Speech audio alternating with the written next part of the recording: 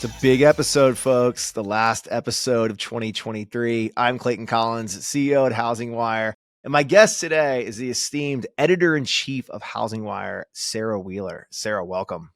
I'm so excited to be on your podcast and you asking me questions. It's going to be fun. I teased it out a little bit last week. Last week, we did a really cool episode. So if anybody missed it, you should go back and check it out. But we went and pulled our 7 most prominent and most listened to episodes from 2023 and pulled out very specific clips from the top learnings from those episodes. So it's kind of a recap on the year, but pulls some of the knowledge that was most impactful for me and hopefully most impactful for the audience. So I teased this episode out a little bit then, Sarah. I also let the audience know that this episode is a little bit of an end of the era episode. So we won't tell everybody exactly what we have planned, but just tease it out a little bit there. But today we have the editor-in-chief of HousingWire. Sarah Wheeler leads our entire content organization, our newsroom, our content studio, so many things that touch the audience at HousingWire. And today I had the chance to ask her about some of the most impactful topics, the trends that her newsroom and content team's been focused on in 2023, and a little bit about what we're heading into in 2024. So Sarah, as you and I were prepping for this conversation, you used a phrase that this was the most volatile year since the GFC. So I'm going to stop there. Tell us what the heck happened in 2023. We could, to no one's surprise, the 2 words I would use is mortgage rates, right? It's just crazy. When you think about the history of mortgage rates in our country, it usually takes a year to go, half a point, a whole point. I mean, normally changes in mortgage rates are very, very gradual, or interest rates. Let's back up, not even just mortgage rates, interest rates. They just don't change that much. And in 2023, we ranged from 5.99% to 8.03%. And now we're in the high 6s. And the fact that changed so fast, I think is just so disruptive to most people's businesses, right? It's disruptive to consumers. It's disruptive for businesses trying to plan, their own expenses. But also if you're in mortgage and real estate, how the heck do you, lock people, close people, get people approved for things when the interest rates are changing so fast? Isn't it crazy that it kind of feels like we're rejoicing about interest rates in the high 6s right now? Can you imagine having that emotion, just 12, 18 months ago? No, absolutely. I am rejoicing. I'm so excited that we're going into this Christmas break with some optimism for our industry, for consumers who are like, okay, we are getting a break, because it's been pretty rough with really high home prices and higher rates. I mean, that's just rough for anybody. It's really bad for first-time home buyers who aren't coming into that with some sort of down payment. But yeah, when we look back, if we were like, wow, it's 6.6 today, that's amazing. That just is just perspective, Yeah. Didn't Logan use a headline of Santa came early or something after the last Fed message? What was Logan talking about there? Yes, he was talking about the Fed. The Fed was the good Grinch for Christmas this year by delivering, like how in the Grinch movie, most of the movie he's the bad Grinch, but then in the end his heart grows 3 times and he's the good Grinch. And so we got the good Grinch at least for the end of the year. Most of the year it's been really rough, and part of the volatility, from my perspective, I am not an economist, but it felt like we were just getting mixed messages from the Fed all the time. So they would do something and then other Fed presidents would come out and say things, and that's never good for markets. And instability and volatility is just, you're a business owner, right? It's just hard to build on that. It's hard to know how to plan on that. And when that trickles down even to the level of the consumers where they're feeling all that pain, it's just not good.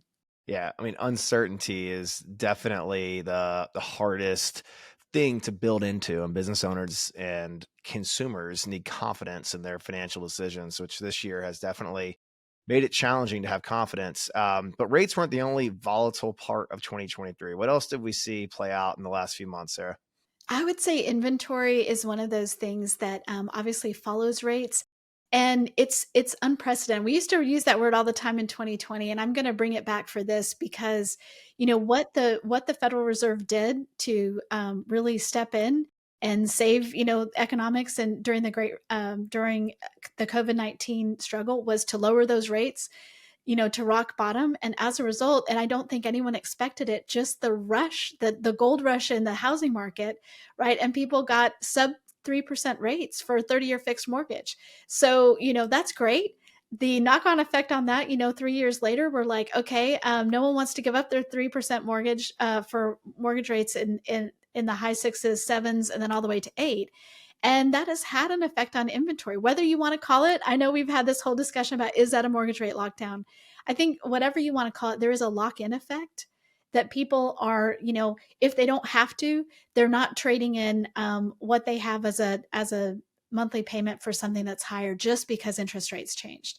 There are people moving. There are people moving every year, buying houses, selling houses, but those are mainly people who don't have a lot of choice. If you have a lot of choice, you're either paying cash or, you're just going to wait. And that has had a huge effect on inventory. I mean, I think the whole mortgage rate lockdown or lock-in effect really will be tested in 2024, because we're already starting to see some promising signs in the active market data we see from Altos that some of the sellers are coming off the sidelines. Some of those people we thought would hold on to their 3% rate forever actually might list a house in 2024. They might. And, speaking of Altos, this was an exciting year because if you'll remember back to last Christmas, I believe it was Christmas Day, that Logan decided, we had been talking about this housing market tracker, and he sent something over. He goes, okay, we have to publish that. And I was like, it is Christmas Day. But the reason is because he had access to Altos data, and Altos data, which was an acquisition that HousingWire made in 2022, has given us the ability to see on a weekly basis what the inventory is. So we don't have to wait anymore for NAR numbers or monthly numbers or 3-month numbers. And that has been huge. And that's one of the reasons we can track it so well. Yeah, no, you're not exaggerating. That was Logan messaging you and Diego and I on Christmas Day, pulling together a housing market tracker, and me being, like, we should productize this and build a page. And Logan's like, no. And like, before I know it, like, the two of you have an article published called the Housing Market Tracker. It was the momentum can't be messed with. It's an unstoppable force that when you put Logan and Sarah together, which we're not going to talk about us too much here, but talking about an unstoppable force. You guys have topped the charts on the Housing Wire Daily podcast. Kudos. Like, I know this is housing news, and like, you and I are like somewhat competitive in our podcast audiences, but mercy, Sarah, y'all have hit the top of the charts. We hit number 2 in National Business News podcast, which is just insane for, a strategy where we're focused on serving the mortgage and real estate professional. Some folks would call that niche, but somehow we have figured out a way to get to the top of the charts. I love that. And I think Logan is a big part of that strategy. I have him on twice a week, and we've heard from so many people that because they listen to him, they know what to talk to about their clients. They feel like they can counter things. But he's not my only guest. I have a lot of really great guests, and mostly focused on whatever the news is of that week. And what we've discovered is that there are a lot of people who want to get their news, their daily fill of news, in an audio format while they're working out, while they're walking their dog. You just heard from someone. Oh, I shared. Yeah, yesterday I had a message from an audience member who loves listening to Housing Wire podcast. I don't know if he's a Housing Wire Daily fan or a Housing News fan, but he said Housing Wire podcast, and that he's lost 40 pounds by creating a habit of listening to Housing Wire podcast while he walks 10 miles every day. I mean, come on. I didn't know the impact we were having. That's incredible. That is incredible. I love that habit stacking, right? So it's exciting. And I think the thing that's been so fun is to meet so many of these fans, at all the different conferences. And now I'm going to a bunch of real estate conferences as well.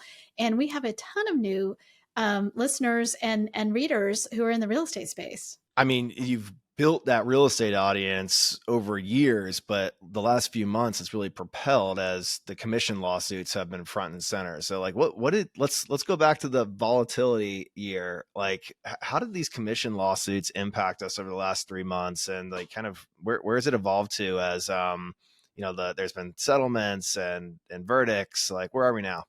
No, it's a great point. The funny thing is these commission lawsuits, some of them have been around. So the moral lawsuit, which was the first one, it was filed in 2019.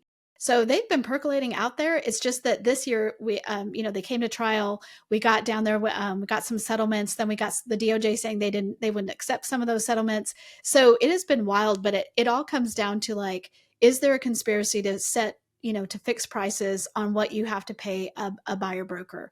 And is that conspiracy the National Association of Realtors and various large brokerages and in one case, an MLS?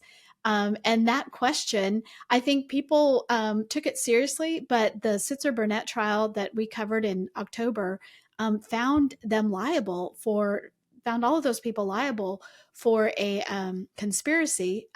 Two of the big brokerages settled, Remax and Anywhere, settled beforehand. Very smart on their part because it came back with this huge judgment. And it's just, I think it shocked everyone. It shocked me because I didn't feel like, it's a class action lawsuit. And what it has done is sort of like just open the floodgates. So since then, just that day that the attorney that was for the plaintiffs there filed, I don't know, he named six more defendants because he had won, right? He won billions of dollars worth in a settlement. So he quickly did that day. And within a week, within 2 days, we started seeing copycat lawsuits. We're up to 15 lawsuits, class action lawsuits on this issue all over the country in different states, different jurisdictions, naming different people, but basically going after some, the National Association of Realtors and some of the biggest brokerages out there. And even some teams, I think, were named in the Texas suit. So I think there's blood in the water, and class action lawyers are like, oh, okay, now that we've seen that, and that does not bode well for the people involved on our side. So does this keep playing out at a state level or even municipality level, like in Kansas City, or does this get rolled up to federal or Department of Justice get involved at some point? Like how does this play out in 24? It's really interesting. So, a lot of the commissions are really set by the states, and that's why you're seeing them in the states and not at a federal level. But the Department of Justice is, But that's the they're argument, right? Commissions are not set by the states. right. I'm sorry, commission. This enforcement issue, if you will say Yeah. that, like people overlooking it are doing that. But I think that the Department of Justice has the mission to to make sure that there's fair competition, right? So that's where they get involved, and that's what I think has been one of the most interesting parts of this, to see the Department of Justice come in after there was already a settlement in the moral case. And come in and say, we're not happy with the settlement. We want to look at this settlement closer, and we need to push back the whole date. And a settlement had been reached, and they came in and said, no, we don't think that this is right. So that's pretty disruptive. I mean, if they can do that just whenever they feel like, when you think about, there are 15 other cases out there. They have not done that in any other case yet, but they have done that. I'm sorry, not in the moral case, in the no select case. It's hard to keep them straight. In the no select case. So that's something we're really keeping an eye on, because that level of like, let us get involved here for something that, I just have to be honest, I mean, when you sit through the class action lawsuit, I've said this before, I always feel like it's going to be something, terrible bodily injury, people died. You think about the tobacco class action lawsuit, you think about some things like that. And I'm like, this is people paying their buyer broker commission. This is the seller paying the buyer broker commissions, who, when they get the same benefit when they're a buyer. Like, I'm still stunned that this seems like such a big deal. No, yeah, it's armchair quarterbacking. We all agreed to pay commissions of a certain schedule, and now someone's not happy about it. But hey, let the judge and the jury decide that one. I guess you can see my bend. All right, so big topic here. The first topic was the most volatile year since the GFCs. We talked about interest rates, lawsuits, inventory. The other big theme this year, Sarah, was innovation. So in the middle of disruption, innovation happens. Opportunity is found. Innovators come in and build and find new ways to build technology and artificial intelligence and better processes. Tell us what you saw in innovation this year. I love that, actually. So this year I started the Housing Stack newsletter, and as part of that, so that goes out to people who are interested in technology, building technology. That's why we call it Housing Stack. And I get to interview different tech executives every week, and it has been such a fun year to do that, because on top of that was the year that AI really became mainstream. AI became something that we all kind of understand because of ChatGPT. Obviously, that's AI at a very small level, but it is informative, I think, to a lot of people who are now like, oh, I get it. I see some of the possibility. I understand what some of this would do. And so talking to these tech executives during this time, and, they've been excited about it, and they've been using, of course, people in our industry have been leveraging AI for years in different ways. They have said that, like, in the last couple of years, there has been this jump in the ability to do things. And For me, it's really fun because when I joined HousingWire in 2013, we were just at such a young point in technology across the board. And one of the things that is so different now than then is just the data that's available, and just the fact that everything's been collected now. It used to be sitting in a file on a sheet of paper, and now there's just huge amounts of data. So what are people doing with that data? How are they leveraging that data to serve their customers better, find new customers, develop new products? It's an exciting time from that perspective for both mortgage and real estate. Anybody involved in that, we're seeing so much happen there. Where are you seeing the most change in 2023? And we know we cover the full spectrum here, from origination, real estate, appraisal, title. Are there any parts of the sector and or the single family residential transaction that underwent a lot of change this year due to innovation or new technology capabilities? I think that's a little bit hard to say. I think what I see is what's coming, and what's coming is the ability to go to the source for data, which is so important in so much of the real estate transaction. And what you see is that this is a continuation of what the GSEs have wanted for years. Has been part of their mission and part of their modernization efforts across the board. You see it a lot in appraisal, right? We now have 5 options for valuations. The typical appraisal is no longer the default option, and we've really seen some of that come. I would say adoption has been low on like desktop and some of those. And so, I mean, I think that the opportunity for change there is pretty high, but I don't think we saw it in 2023. I think we will see it more next year, especially as lenders figure out and work together with their partners to figure out at the outset what kind of valuation they need. So one of the pain points there is just not knowing, and so they don't want to pay twice, so they're just going to go for the traditional option because it's just faster or easier or whatever. But that's not going to be the case going forward. And there's so much about the data there. Now that we have all this data, and if you think about the refi boom and every house that got refied, we got some updated data on. So there are just like so much more data there that now valuation should be easier, faster, and able to be automated. So, I think that's one of the areas that we're seeing. That's actually fascinating. I hadn't thought about, the confluence of events that creates a innovation wave. So the refi wave actually flooded our new digital data capabilities with refreshed data on a large percentage of active housing stock. A large percentage. And, that alone is just like, that's wild that we now have the tools to take that data and make use of it. And did that perspective come through like an interview or a podcast you did this year? I just hadn't thought about that at all, Sarah. Probably. I Yeah, can't point you've to done a one. lot. You Uh, 5 days a week, 52 weeks a year. That's a couple episodes. yeah, a couple episodes, but I think I have talked to the experts and over this time, and I think that's one of the things that really hit me. And of course, we talk about this all the time is data and the difference it can make based on what you're doing with it, how you're leveraging it.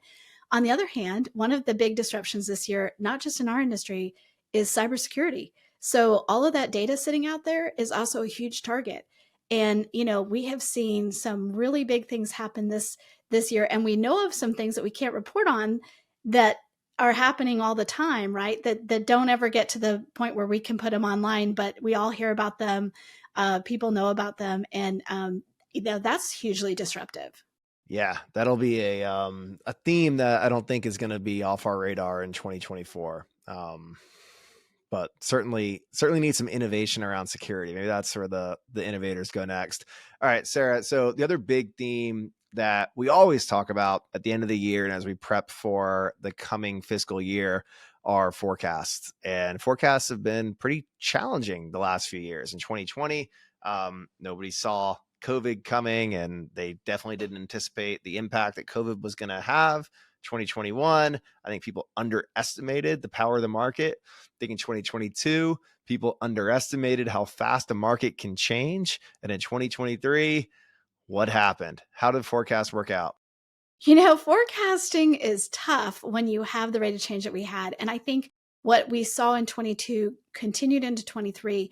It was really hard to understand what the Fed was going to do, and that changed everything. So if you look back at the forecasts of almost everybody starting for the 2023 forecast, they saw mortgage rates getting much better in the summer and then the fall, and ending up not that far off from where we actually are. So if you look at just that part, yes, but in the middle there was just wild swings that really nobody had, and you could see that. And because of that, as we've already talked about, it had all these effects downstream. So it wasn't just mortgage rates. That's home prices. I think home prices is a very surprising metric to everyone. We all understand why it's happening, but no one predicted that at the beginning of 2023, because if you have higher rates, normally you have home prices adjust because you just have less demand, but that's just not what happened this year. I've talked about this on Housing News in a few episodes, but my biggest fear as we look forward to 2024 is overheating. And if we see the interest rate, I mean, one hand, I was about to say interest rates cooperate and like continue going down, but that is, there's a level of cooperation, there's a level of interest rate declines in the sixes and the fives that creates this overheating scenario, which we saw in 2021 and the first half of 2022.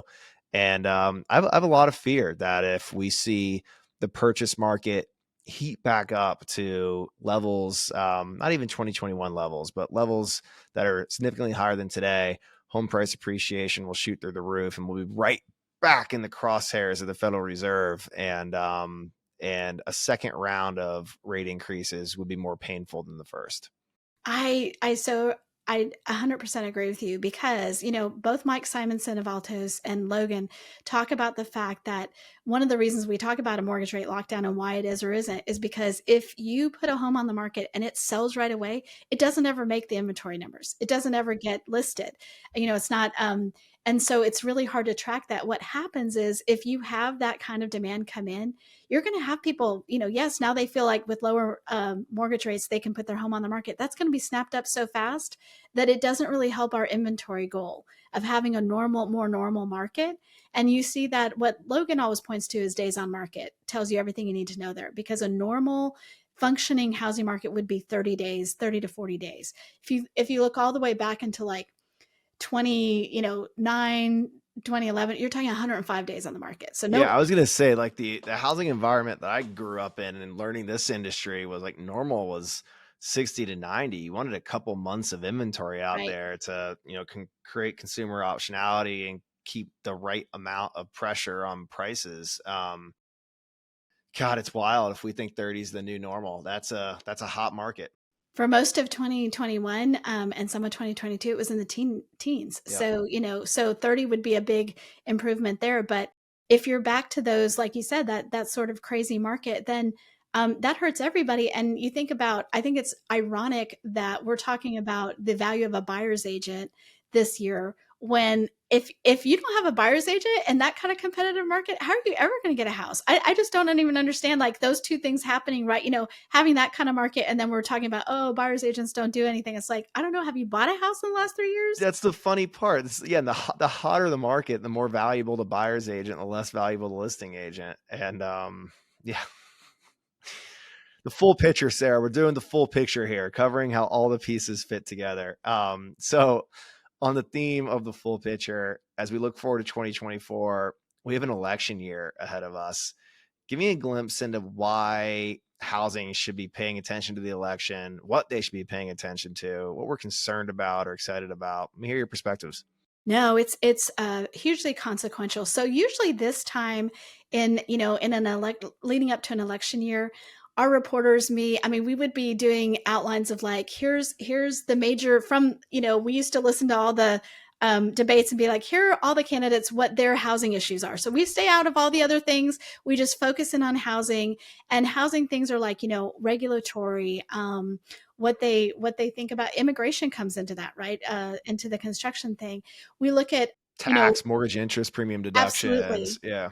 All of these things. So the weird thing about this year is it seems like, again, I don't know, but it seems like we might have a former president running against a current president. So those, like, looking at all the potential candidates is a little bit less likely. And what we can do is look at, here's how housing fared under the Trump administration, and here's how housing fared under the Biden, and kind of compare some of those things. And I think what's just really interesting there is how big a deal housing was in both of those, and how active housing has been. There have been years, Clayton, where I would listen to whole debates, and how no housing issues came up one time. And in the whole, campaign thing, we'd be like, he mentioned housing, and that's just not the case anymore. We are not any kind of backwater. We are driving the economy. We always have. We are front and center. And so, you think about things like appraisal bias, you think about fair housing, affordable housing, all of those things, or being able to afford housing, which is a little bit different than affordable housing affordability. Yeah, so housing affordability, top of mind for everybody in Washington and on Main Street. And, you have different approaches to that. So I think it's going to be a really interesting year. In some ways, I'd rather not have this, it's from a news person's perspective, very interesting. From a person living here, it's like, I don't know, do I want this kind of interesting? Maybe not. Yeah. Interesting. Okay. So we gave people a few like behind the glimpse scenes at HousingWire in this episode, but Sarah, I'll go a little bit deeper and behind the scenes. So today our leadership team met to talk about our rocks, our core actions that we're going to take in Q1 to move the business forward and move content forward in your scenario. Can you give the audience a little glimpse into some of your major rocks for Q1 and how that will benefit them, like what we're focused on? Absolutely. So I would say that, like you mentioned earlier, we have always covered real estate. We are adding, another more full-time employees to cover that real estate beat and serve that audience, because they're a huge part of our audience, and we want to make sure that we're covering that, and specifically on some things that are more local markets. So we talk about real estate. We've always talked about real estate from the national level. We are going to be digging down and using some of our resources from Altos and some of the Real Trends data that we have to really provide a lot of insight about local markets throughout the country. And I think that that's exciting for us as a newsroom. And I think it's going to be exciting for our readers. Whether you're in real estate or mortgage, you would want to know that. So looking at housing markets a little bit more locally, while not giving up any of the things we currently cover, we're looking to be additive there. And that's super exciting for me. So I'm very excited about that. Our content studio. So, I started in the content studio, and I'm just so excited about what we're going to be doing for our clients going forward. And that's where we our tell. content studio, like they do sponsored content for our clients. So like content marketing and lead gen and kind of narrative driven executive conversations. We also produce our podcast and our video asset. So it's like pretty like full service content team. It really is. And I feel like we have so much momentum going into 2024. And I think what I'm so excited about is we have the data. We added a data journalist this year. Will Robinson has been great, not only at getting the data and analyzing it, but visualizing it for our readers. Excited to do more of that this year. So we have a lot of areas of growth. And what we really want to do is just make sure that we're partners with our audience. In B2B, your audience is also your sources, they're your advertisers, they're the people on your podcast, and so it's really engaging with them and at all those levels. And I love doing that. And I feel like we have just taken leaps and bounds in the last couple of years of doing that. Yeah. And also from the content studio, I know we don't usually do this, but our producer, Alyssa, is on. I don't know if she can like hop on and say anything, but we're actually migrating podcast platforms as well, which just feels like a daunting task, but there's a lot of efficiencies that come with it. Alyssa's not jumping on right now, but Alyssa, you got your work cut out for you on that one. Big rock for Q1. Okay. So enough behind the scenes there. Sarah, as we look forward to 2024, in the news cycle, what has you excited? What are we pumped about? Find me a silver lining in housing, because this year it's been hard to find them. I think the silver lining is the people who have figured out how to do this going into 2024 are well positioned. There's less competition. That's sad, but if you're still here, you've got less competition, and we know that we have demographics coming in that want to buy houses, and with those lower mortgage rates, even if they're just lower relative to 8%, I think you're going to have a good year that way. Like we're definitely going to have more volume. Like there's going to be more buying and selling. That's always good for our industry. And I feel like, the people who are still here, it's because they've really figured out the tech part too. Growth, baby. Let's go. Let's All right, go. folks. So I teased in the beginning a little bit of an end of an era. So Housing News Podcast. I don't even know how many seasons we're in. We're like 8 seasons in or something. But this is going to be the last episode of Housing News. Now, before you shed tears and start planning the funeral for the show is going to be back in 2024 with me as your host, a continued focus on interviewing top executives in the housing industry, in mortgage and real estate, but under a new banner, under a new name. It's a powerful name. It's a name that's focused on housing, and I'm not going to reveal it yet, but we're going to continue to push it through this feed. So you're not going to miss a beat, but we're going to bring forward a brand new brand, reemphasize our focus on interviewing CEOs, founders, analysts, and investors from the housing community. We're going to focus on executive perspectives, the type of executive perspectives that we bring to stage at our events, but bring them to you every single week on this new powerful housing podcast. So stay tuned. More to come, new brand. Don't be surprised to see a new little cover image show up in your Apple or Spotify app. Our designer Brandon is bringing some flashy new colors to the scheme here, but it's exciting. I'm excited for a refresh. I'm excited to reemphasize our focus on bringing the best executives and CEOs and founders to you in this podcast feed every week. Sarah, can't thank you enough for an amazing 2023. You and your team performed outstandingly and brought a lot of value to our audience. So thank you for being our guest today. Thank you, Clayton. It's been so much fun. And I am looking forward to our new brand and the continued amazing content that you bring. Onward. Let's go.